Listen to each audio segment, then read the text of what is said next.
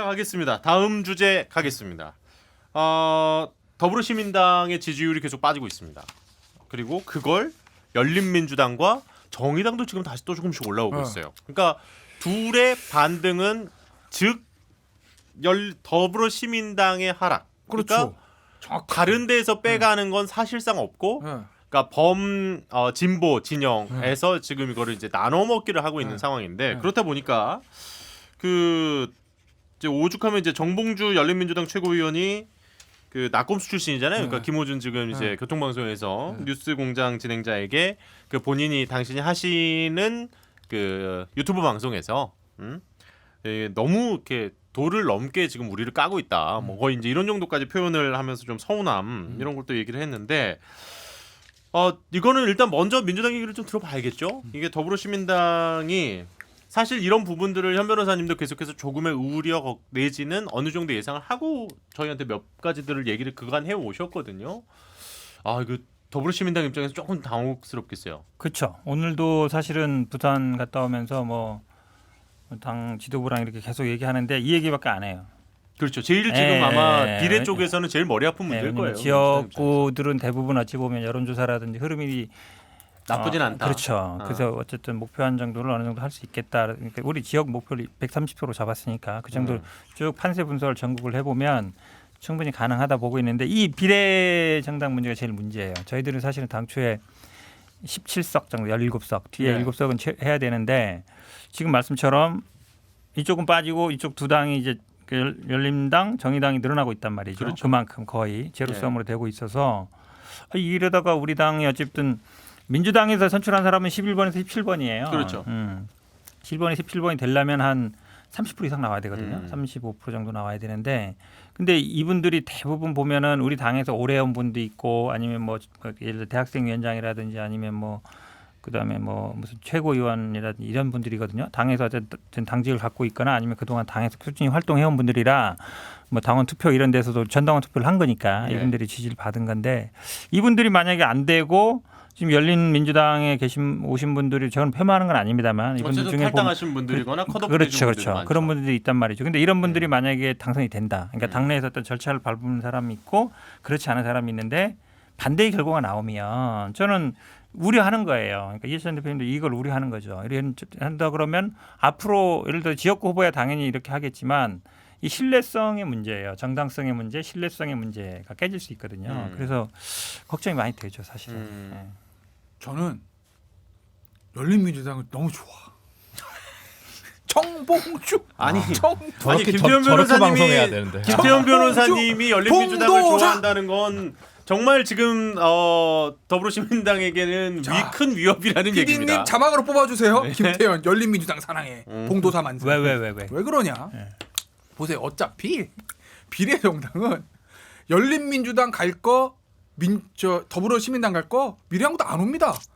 어차피 이쪽은 이쪽에서 나눠 먹고 저쪽은 저쪽에서 나눠 먹는 거야. 하프라인 딱 건너가지고 우리는 오른쪽에서 나눠 먹고 저기는 왼쪽으로 나눠 먹는 거예요. 예를 들어서 총합이 민주당 쪽으로 갈 게 한 20, 예를 들어 30석이라 치면 그 안에서 뭐 20, 10 가져가든 25, 5 가져가든 자기들끼리 가는 거예요. 그냥. 어차피 나중에 저 총선 끝나면 뭐 정책 연대라도 뭐 하나 할 건데 의미 없어. 중요한 건 지역구라는 거죠. 지역구. 보세요. 우리 입장에서 보면 조국 대 윤석열 너무 좋아. 왜냐면 작년 10월 달에 막 조국 때 한참 했을 때 총선 있었다 보세요. 우리 수도권 다 거의 먹을 수 있습니다. 그때 여론이 안 좋았거든. 근데 그게 6개월이나 지났네?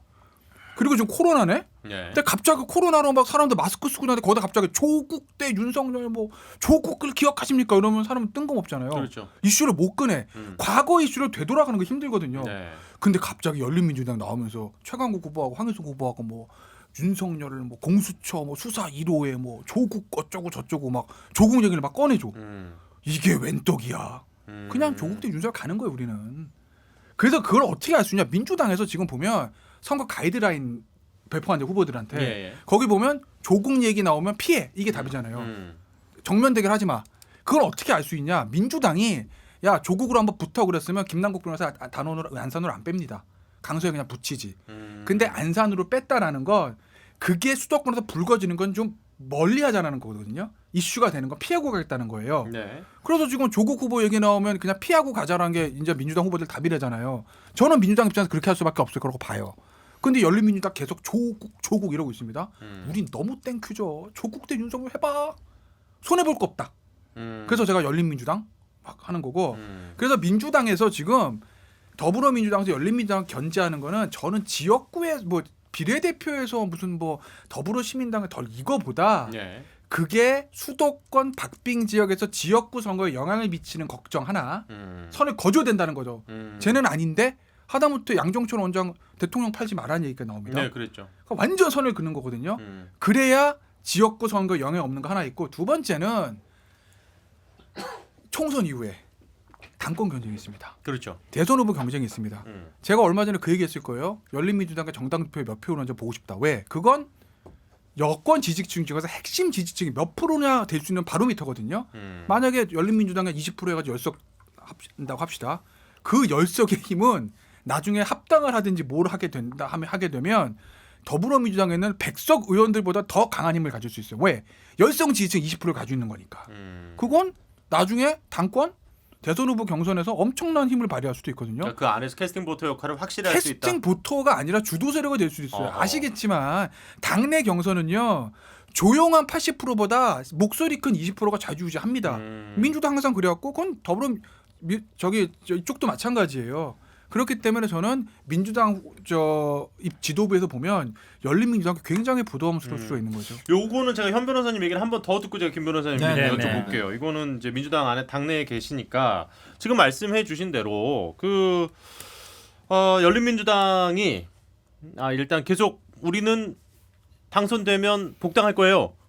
를 아예 거의 공개적으로 천명을 하고 있고 그렇다 보니까 이해찬 지금 이제 대표 입장에서는 복당 안 받는다니까 왜 자꾸 얘네 그리고 자꾸 그 우리 당의 이름을 갖다 쓰는 뭐 그런 당이 있는데라는 아예 그 공보물까지 나올 정도로 지금 많이 부담스러워. 근데 만약에 이제 지금대로 만약 간다고 치면요, 더불어시민당의 더불어민주당 출신 인사가 한 서너 분만 당선이 되고 저쪽에서 거의 한 10분 가까이 당선이 된다고 치면 안 받을 수도 없잖아요.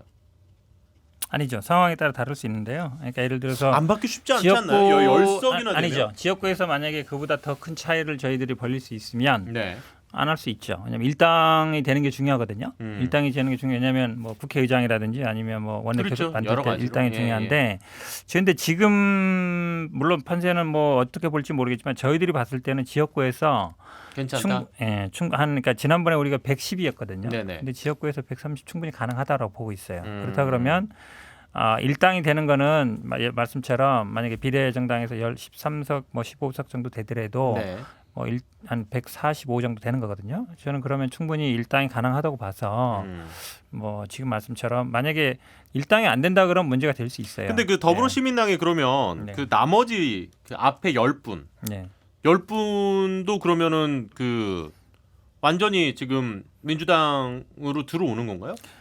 그분 근데 중에 그거는 이제 10분 중에 이제 본인들이 선택을 할 텐데 그러니까 계속 그릇만 제공한다고 이제 처음에 출발하다 그렇죠. 보니까 그러니까 본인들 그것도 중에는 조금 아마 이견이 있는 분들이 있을 것 민주당에 같아서. 뭐 오시고 싶은 분도 있고 아닌 분도 있고 원래 정당 분도 있잖아요. 그렇죠, 왜냐면 그렇죠. 시대전환이라든지 뭐 기본소득당 분들은 원래 자기 정당으로 돌아가겠다는 생각이 있는데 나머지 8분 중에는 조금 있는 건 알고 있어요. 그것 때는 뭐 그것도 막을 수는 없는 얘기인데 근데 이제 상황은 제가 보기에 지금 이제 김태현 변호사가 뭐 나는 진짜 좋아하는 줄 알았더니 이제 조국 프레임을 꺼내줘서 고맙다. 저는 어떻게 보시면 그 얘기인데 뭐 이게 이미 지나간 이슈고 제가 보기에 한 두세 번 이미 많이 우리가 먹었잖아요. 이거 우리 방송 때마다 조국 얘기 얼마나 많이 했습니까? 1년 전에 맨날 얘기했는데 석 달은 우리가 그 얘기했죠. 그러니까. 근데 그만큼 뜨거웠던 이슈였던 그렇죠. 걸 부인할 수 근데 없는 이미 사실이에요. 이제 지나간 네. 이슈라서 지금 어찌 보면 이제 이게 사실은 왜 조국을 들어왔는지 모르겠는데 이게 어찌 얘기 보면 먼저 꺼냈어. 아니죠. 열린 정확하게 얘기하면 네. 열린민주당에서 최강욱 후보하고 상혜석 후보가 네. 공수처하고 그 얘기한 거 맞아요. 그러면서 이제 얘기를 꺼낸 아니 근데 거라니까. 윤석열 장모 얘기 나오면 왜 조국 얘기가 나와야 되며 MBC 죄송합니다. 뭐 저 채널A 그 기자 얘기가 나오면 왜 조국 얘기가 나는지 잘 모르겠어요. 그러니까 그거 사실 관계 없는 얘기잖아요. 윤석열 장모하고 조국하고 무슨 관계 있어요? 윤석열 정모 뭐 수사한다 그러니까 그런 얘기 안 해요. 근데 그게 이제 예. 왜냐면 우리는 얘기를 안 하고 넘어갈 왜냐면 뜬금없이 꺼내기는 이제 갑자기 뜬금포잖아요. 근데 거기서 이제 얘기를 하면서 조국은 그냥 그 모든 사태를 조국이로 대변이 되니까 일종의 고유 명사가 아니라 뭐라 하죠? 보통 명사인가? 뭐 희한하게 돼버렸어. 그러니까 현 정부가 그러니까 우리 기준입니다. 현 정부가 본인들의 어떤 문제를 덮기 위해서 검찰을 압박하고 공수처를 만들어서 울산 선거 개입 사건이라든지 뭐 신라젠, 라임 이런 것들을 다 덮고 가기 위해서 검찰을 압박한다는 이 큰 줄거리의 하나 단어를 조국 사태라고 네이밍을 하는 거지. 왜냐하면 그게 조국 전 장관 문제부터 시작이 됐으니까.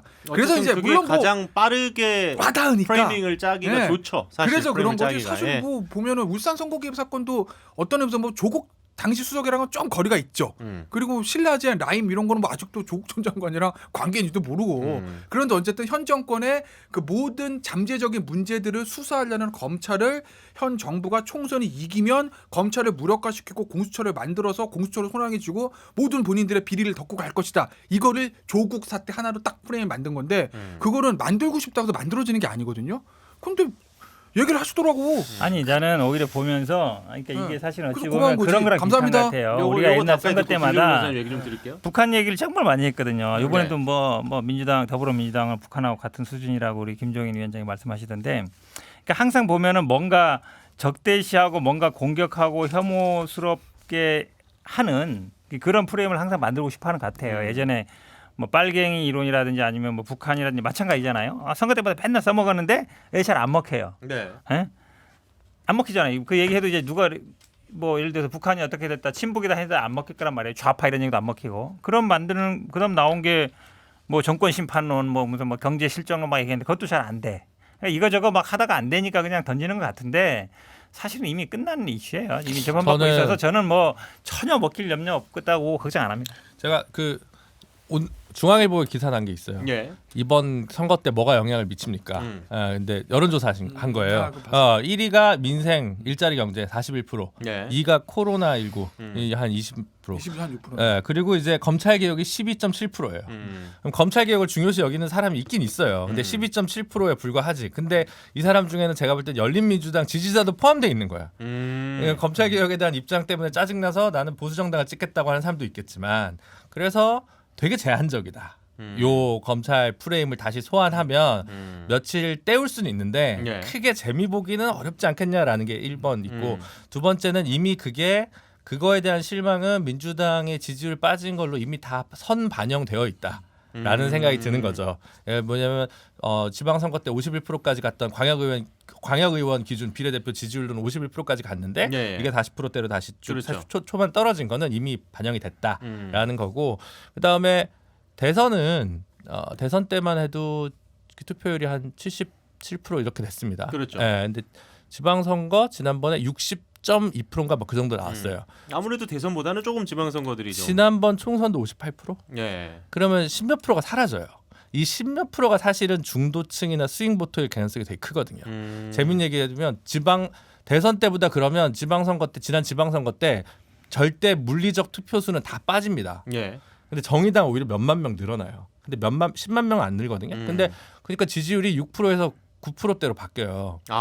비율이 달라지니까. 그러니까 다른 데는 네. 별로 투표율이 안 올라가는데 네. 한 정당 지지자만 빡 올라가니까. 네, 한 10만 올라가도 3%가 올라가는 거예요. 딴 데는 다 몇십만씩 빠졌어요, 실제로. 예. 근데 갑자기 아무리 계산해도 그러니까 안철수를 찍었던 중도표는 다 어디 갔나 보면 투표장에 안 나온 거죠. 짜증나서. 뭐 그럴 수도 있고 대선보다는 또 중요시 안 여기거나 네, 메뉴가 네. 적으니까 안 나왔을 수도 있고, 그러니까 약간 사실은 이걸 소구할 수 있는 게 말씀하신 대로 중도층이나 뭐 무당층이나 뭐 스윙보터나 이런 분들인데, 사실 이런 분들은 보면 이런 생각이 있는 거예요. 그래도 탄핵에 잔영이 있어서 한국당을 미래통합당을 못 찍겠어. 근데 조국 사태 때문에 민주당에도 좀 실망했어. 안 나오는 거예요. 어차피 투표율에.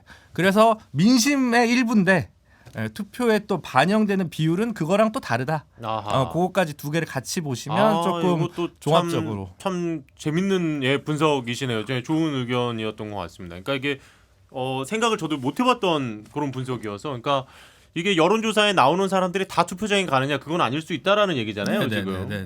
그게 이 얘기 해드렸나? 해도 되게 비슷한 얘기인데 네네. 하나 할까요? 2016년에 무슨 일이 있었냐면 음. 총선 때 예. 비슷한 얘기인데 이제 그 실내 실증 사례 한 번 얘기해놓은 것 같은데 그 당시 제가 경선 떨어지고 대부분 경선 떨어진 사람들을 선대위 대변인단에 집어넣어요. 지금 예, 엄청나게 많이 그 MBC도 앞에도 경선 안 떨어졌어요. 안 떨어져서 안한 거잖아. 안 한 그 거지. 앞에도 그런 얘기 안 한 하잖아요. 거지. 안 했으니까 대변인. 난 하고 떨어졌으니까 부대변인. 예, 어쨌든 예. 그게 있었는데 그때 이제 우리 대변인도 안영환 대변인 경선 떨어진 그때 중앙선대위 그 보면은 여연 여론조사를 막 가져와요. 예. 근데 대한민국에서 여연 여론조사 제일 정확하다거든요. 사실 그 정표에 나 있지. 이제 특히 보수 정당 쪽에서는. 근데 그 당시에 선거 막판에 버전이 2개가 왔어요. 예. A 버전, B 버전. A 버전은 과반이 돼요. 제가 알기로는 그게 아마 청와대 보고 올라가서 대통령 보고 웃었다는 그거 같고. 그러니까 아마 그건 제 추측이에요. 예. B 버전은 뭐였냐면 130 몇 개 과반이 안 돼. 그러면서 안영환 당시 대변인이 저한테 가지고 보여주면 야 큰일 났다. 야 과반 깨졌어. 에? 봤더니 130 몇 개야. 그건 뭐였냐 반드시 투표층이었어요. 반투층이라고 부르거든요. 그러니까 그게 김준호 변호사 얘기했던 또 하나 배워갑니다. 여론조사는 하는데 투표하냐 이게 차이가 있어요. 아 그래 나 현근택 찍 현근택 투표를 가실 거요? 아니 요거랑 나 김준호 무조건 갈 거야. 차이가 있다는 거예요. 근데 그 반투층 마지막 여연 여론조사 보면 전국 130 몇 개인데 거의 비슷했잖아요. 예. 120개로 끊어졌으니까 당시 언론 보도에 보면 서울에서 정세균 후보랑 오세훈 후보가 종로에서 20%막 10몇 프로 이기는 거로 나왔거든요. 거기선 졌어요. 근소하게. 제가 기억에 예. 결국 거의 그게 맞았어. 그러니까 여연이 그렇게 정확해. 그러니까 그 저희가 반투층을 흔히 이제 받아, 방송에서는 반투층을. 그 적극적 투표 의사를 밝힌 유권자라고 이제 우리가 흔히 네. 얘기를 많이 그렇죠. 하는데 네. 그거를 이제 버전을 반투층 2개를 해가지고 반드시 투표하겠다. 반투층을 예. 봐야 되는 거예요. 김대표가 얘기예요. 지금 얘기 여연 얘기 중에 여연. 이번 선거 얘기해봐. 또 그거 여연 딴거 막 이번 몰라? 선거는? 아 그럼 그래요? 뭐 얘기 뭐로 꺼내? 아니, 어쨌든 저 여론조사 얘기하길래. 아니 아니, 근데 여연 아마 얘기. 여연 결과도 지금 일당은 네. 민주당 쪽으로 나오는 것 같아요. 여연은 하여튼 아, 이게 근데 넓어. 어쨌든 아, 얘기해봐. 그냥 이번 선거를 얘기해봐. 난 딴 얘기하지 마. 모르겠어. 옛날 선거 얘기하지 말고. 난 모르겠어. 물어볼게요. 아 최근 민주- 물어보고 가야지 그러면 뭐 민주당 선대위 왜 남의 선거 이렇게 가려고 그래? 대변인 입장에서 얼마나 관심이 가겠어요. 난 당족도 없는 사람인데. 왜 꺼내 그러면? 방금 자, 좋습니다. 이거는 어쨌든 김준우 변호사님의 상당히 좋은 분석과 또 그 실예를 우리 김태현 변호사님이 얘기를 해주셨고 이거 따로 물어보세요. 예. 모를 것 같아요. 입장에서. 요즘 나 왜냐면 진짜 몰라. 요즘 당하고 관계 없잖아요. 자 이제 마지막 버려진 주제. 사람이야. 예, 시간이 제법 흘렀기 때문에 짧고 굵게 요거는 안 짚고 갈 수는 없는 주제여서. 야, 그럼 저는 다음 주에 뵙는 거예요. 가도 되죠? 해야 되나? 우리 정치인사의 가장 매력이 이거 아닙니까? 서로 이렇게 다른 의견을 가진 분들이 이렇게 웃으면서 얘기할 수 있다는 거. 자, 울고 싶어. 선거를 앞두고 예. 어쨌든 또 이렇게 말 실수들이 지금 나오고 있습니다. 사실 먼저 이제 그 부산 왜 이렇게 초라하냐고 오늘 또 그 이해찬 대표가 얘기하셔가지고 지금 민주당도 지금 뭐 이렇게 어떤 의도에서 한지는 알겠지만 꼭 굳이 그 수사를 썼어야 되냐 지금 이런 얘기가 지금 나오고 있고요. 그리고 이제 이 얘기를 먼저 꺼낸 이유는 이 뒤가 지금 되게 많아가지고 이건 제가 변명할게요. 먼저 하세요. 네, 오늘 이 얘기 사실은 제가 이거 회의 사회를 봤기 때문에 네네. 그 발언 내용을 잘 아는데 뭘 얘기하기 위한 거냐면 이제 경부선 철도가 부산 가운데로 쫙 지나가요. 예. 근데 우리 아시겠지만 철길 주변이 있으면 굉장히 낙후가 됩니다. 왜냐하면 철길이 지나가면 양쪽이 나뉘고 그 주변에는 굉장히 슬럼화가 많이 돼요. 네. 그러다 보니까 아무래도 이제 건물 같은 거 그렇죠. 바로 옆에 소음 때문에 못 근데 우리 세우니까요. 경의선 이렇게 하면서 굉장히 이제 살아났단 말이죠. 저 마포나 이쪽에. 그걸 염두에 두고 거기가 굉장히 낙후돼 있기 때문에 거기를 지하화하겠다. 그래서 그게 한 17km, 8km 정도 되는데 키로당 한 뭐 1,000억 정도 잡으면 한 2조 정도면 된다. 그게 이제 용역이 들어갔기 때문에 그 얘기를 꺼내기 위해서 그 지역이 굉장히 낙후돼 있다. 그래서 여기를 살리려면 지하로 철도를 빼고 그 위에를 개발하면 된다. 이 얘기였는데 이제 앞에 얘기만 놓고 뒤에 얘기 빼버린 거예요. 그래서 나온 얘기이기 때문에 원래 신문 기사 제목이 다 그렇게 되는 거 알고 계시잖아요. 그러면 그건 옆에서 이거를 얘기를 하셨어야죠. 아니 이미 수사를 뭐 그렇게 쓰시면 안 된다. 왜냐면 그 위 누가 보더라도 초라하다가 나오게 딱 아니 말씀을 기본적으로 하셨구만. 그 위가 낙후돼 있다. 네. 낙후돼 있기 때문에 이거를 지하로 철길을 빼고 위를 개발해야 된다. 이게 컨셉이란 말이에요. 위에가 잘 되고 있고 뭐 아무 문제 없습니다. 그러면 지하화할 필요가 없잖아요. 에이 그렇게 그런 식으로만 말씀하시면 이쪽 말실수도 다 넘어갈 수는 있어요.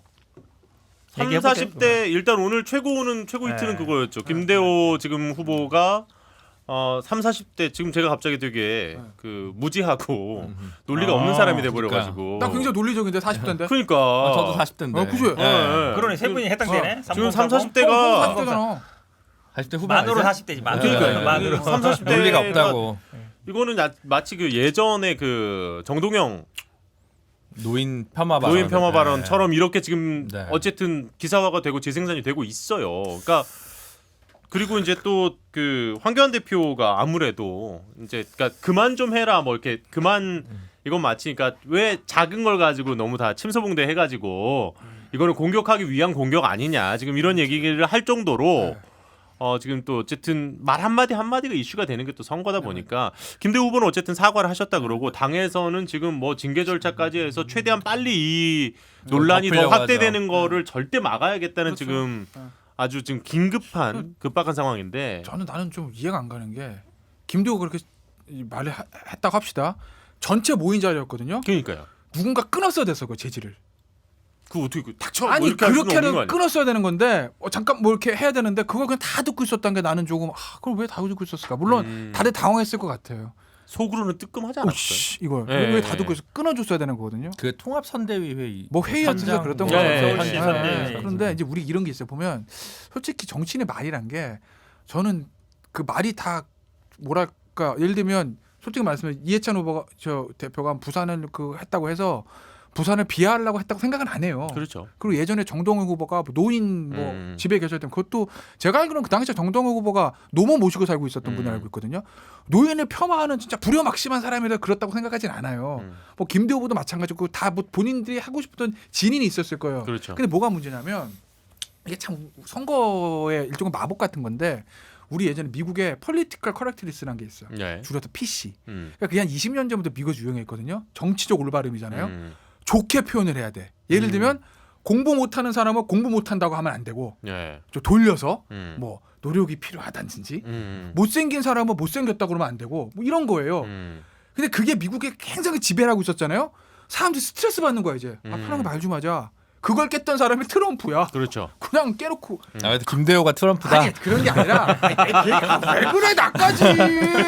어? 아니 뭐 그래서 이제 미국에서는 그게 이제 깨지기 시작해 트럼프 때문에. 아, 근데 예. 아직은 우리나라가 그 폴리티컬 커렉트니스 저는 이제 시작인 것 같아. 2000년 넘어오고 제가 90년대까지 2000년 넘어오면서 그래서 지금은 그게 굉장히 중요한 시기거든요. 예. 그게 중요하다고 얘기하는 거야 내가. 그러니까 본인이 뭐 진위가 어땠습니다. 다 필요 없어.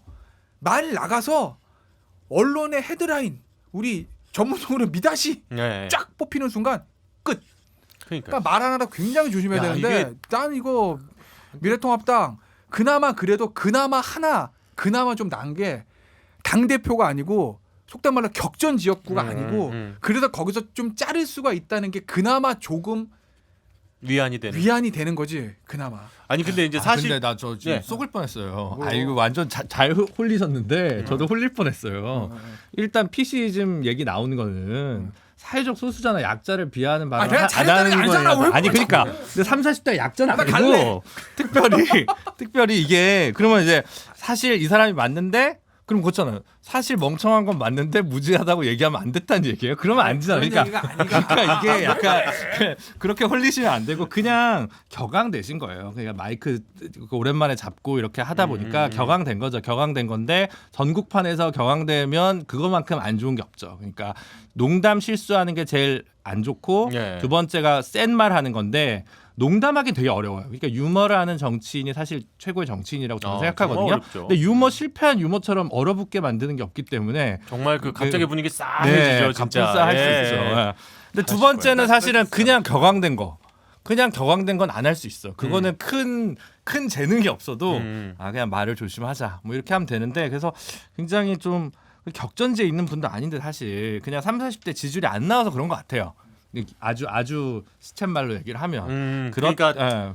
약간 삐친 거다. 예, 뭐 그런 것 같은데 근데 너무 그 뭐랄까 카메라가 많은 데서 이게 무슨 지역 유세에서 그러니까요. 우연히 찍혀가지고 뭐 유튜브 하거나 뭐 내부 선대위에서 있는 찍히는 수준이 아니었기 때문에 그 말의 경중을 좀 다르게 다룬 것 같아요. 근데 이게 그 단순히 지금 이 표현이 나온 과정 내지는 그러니까 일반 유권자들이나 언론에서 바라볼 때요.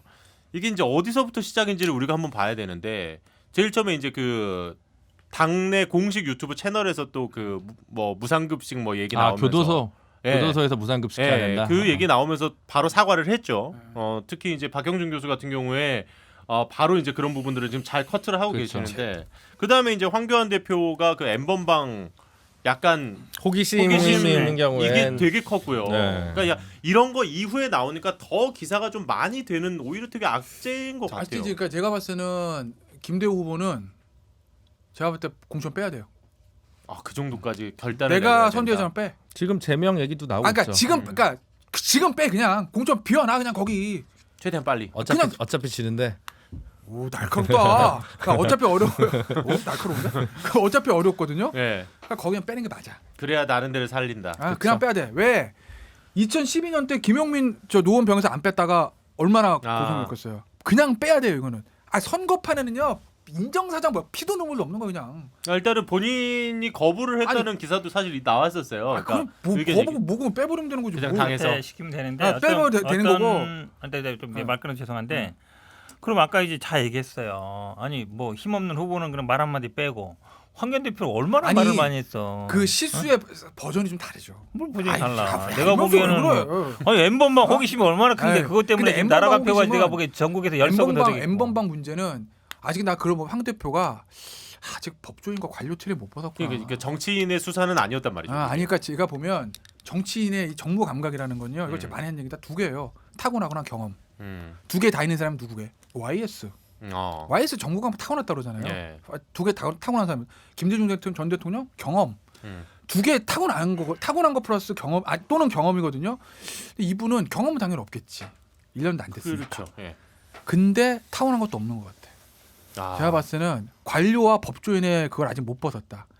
그러니까 제가 볼 때는 종로 지금 진다고 생각하시고 이 정도 아니 뭐 얘기하시는 이게 거죠. 누구 딱 그래서 타고나는데. 김태현 돌아갈 변호사님은 때를 미래통합당의 미래 권력 구상에 지금 골몰하고 계신 거지. 그러신 것 황교안 같은데. 대표의 그러신 당선에 것 같아. 관심이 아니야. 없는 거예요. 그러신 것 같아요. 그러니까- 그러지 않고서는 이 수위로 말을 할 수가 없어요. 이 사람들이 나를 지금 어떻게 만들라고 돌아갈 길을 막 잘라버리네. 아니 아니 언제가 근데 돌아가는 이거는 거야? 자꾸 그게 아니라 자르니까 황교안 대표가 반동이 물러나야 돼서. 돌아갈 길이 생기는 거 아니에요? 뿐만 아니라 대부분의 사람들이 네. 다 얘기해. 어차피 네. 우리가 종로 분석을 안 하잖아요. 언론에서도 격전지로 다루질 않아요. 우리도 땅 분석 안 하잖아요. 그 말은 뭐냐면 결론이 나 있다는 얘기예요. 그게- 이미 결론이 나 있기 때문에 종로 안 되면 어디로 가겠어요. 제가 보기에 갈 데가 없어요. 그러니까 서초동밖에 갈 데 없어요. N번방 사건도 그래. 그러니까 예를 들면 호기심 단어도 있지만 황교안 대표 했던 거는 가입한 사람들 저 범죄 태양에 따라서 형벌을 그렇죠. 달려야 된다. 그렇죠, 그게 그렇죠. 법조인으로서 맞는 얘기예요. 네. 당연하지 뭐 거기 돈 내고 가입했다고 다 사형 뭐 무기 이럴 수는 없잖아요. 음. 뭘 받는지 뭘 다운받는지에 따라서 당연히 죄명 형량 다 다를 수밖에 없어요. 그렇죠. 법조인으로서 그게 맞는 단어 말이지.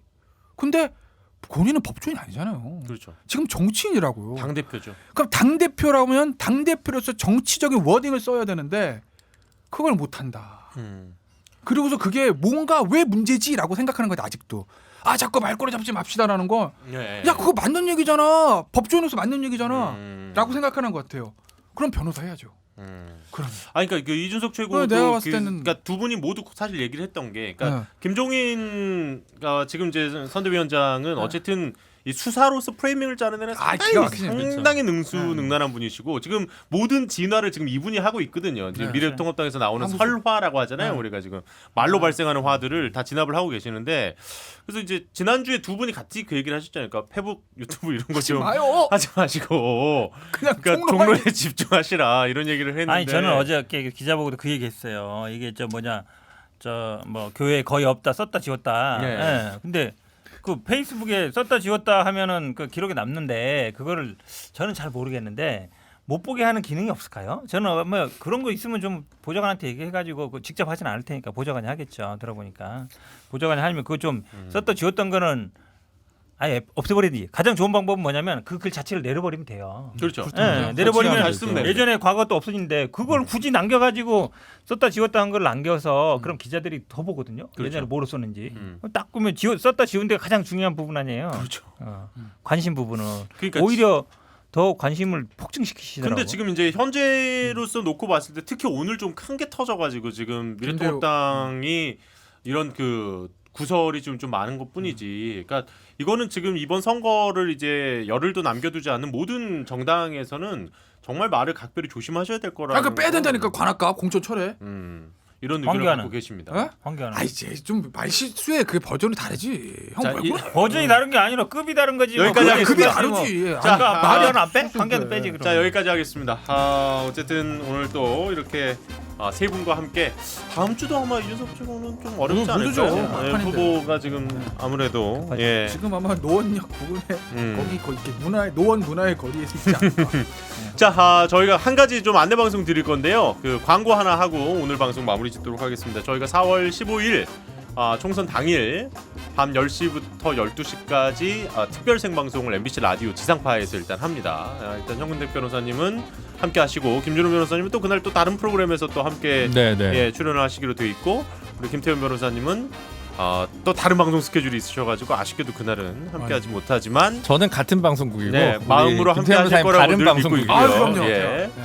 자 여기까지 라디오 다른 방송 거기서 라디오 들으면서 제가 꼭 할게요. 그렇게 해주시고요. 예, 그래서 그날 당일날 밤에 10시면 정말 재밌는 시간이잖아요. 그렇죠. 그러니까 어느 정도 윤곽이 드러난 곳은 드러났을 것이고 그리고 이제 정말 우리가 오늘 계속 짚어보고 있는 격전지들은 정말 그때부터가 시작입니다. 그러니까 그 시간도 여유가 되시면 함께 해주시면 좋을 것 같습니다. 자 오늘도 이렇게 세 분 김준호 변호사님, 현근택 변호사님 그리고 김태현 변호사님 함께 했습니다. 수고 많으셨습니다. 네, 고맙습니다. 수고하셨습니다.